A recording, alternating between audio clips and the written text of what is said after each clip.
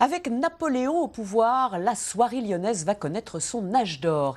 La Croix-Rousse devient alors la colline qui travaille. Et sur les conseils de son épouse Joséphine, Napoléon passe commande de plus de 80 km de tissu entre 1811 et 1813. L'empereur va ainsi réaménager Versailles.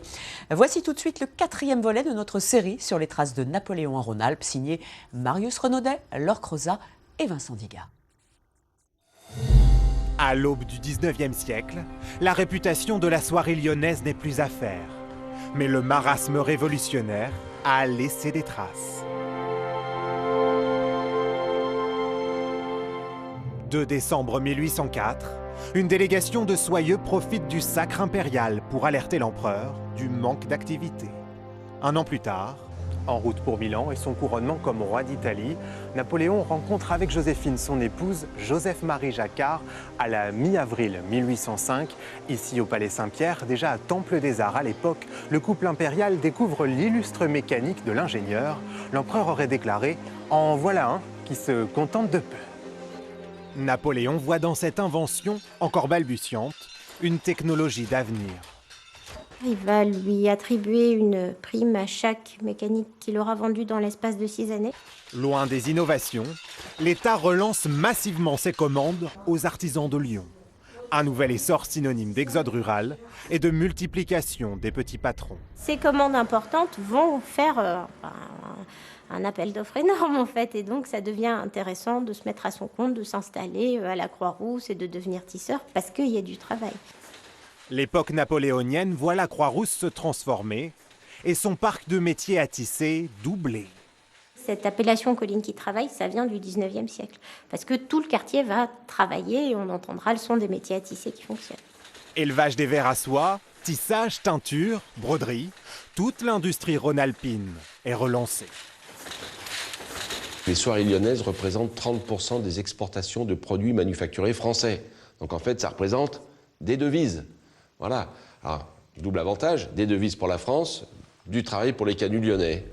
Pour trancher les litiges entre les corps de métier, Napoléon crée par décret le Conseil des prud'hommes et une condition des soies unique et désormais publique, garante du taux d'humidité des fibres de soie. Il va aussi ensuite passer des ordonnances auprès de sa cour pour inciter sa cour à se changer plusieurs fois par jour, à commander de la soierie lyonnaise, à porter du velours parce que c'est un type de tissage qui est quand même assez complexe à faire. Napoléon sauve également la grande fabrique de la faillite avec les 200 robes annuelles de l'impératrice. Cette précieuse toilette est conservée dans les réserves du musée des tissus. On voit vraiment que le dessin accompagne la forme de la robe, le corps de la personne. On a quand même des couleurs assez impressionnantes qui se distinguent vraiment du fond. Aussi attribué à l'archiduchesse d'Autriche Marie-Louise, ce modèle lui a été offert par la ville de Lyon avec un manteau. On a un fil d'or qui est brodé, rebrodé avec une épaisseur de fil, donc c'est juste exceptionnel. À Versailles, Napoléon cherche à remeubler une quarantaine d'appartements. 80 km d'étoffes façonnées sont livrées au garde-meuble impérial pour son second mariage.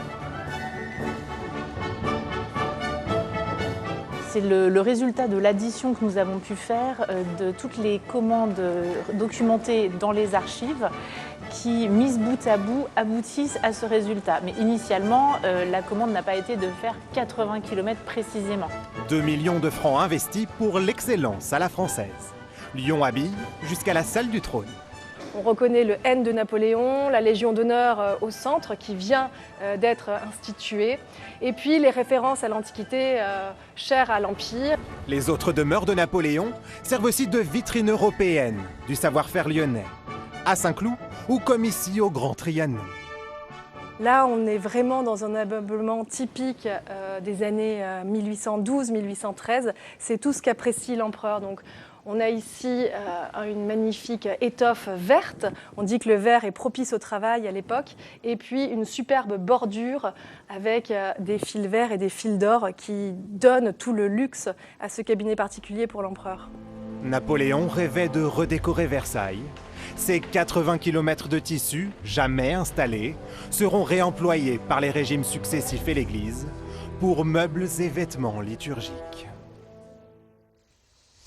Et demain, le 5e et dernier épisode sera consacré à ceux qui font revivre l'épopée napoléonienne. Certains ont créé des jeux de société sur les guerres impériales. D'autres les font revivre dans des reconstitutions historiques. Plus de 2 siècles après sa mort, Napoléon passionne toujours autant.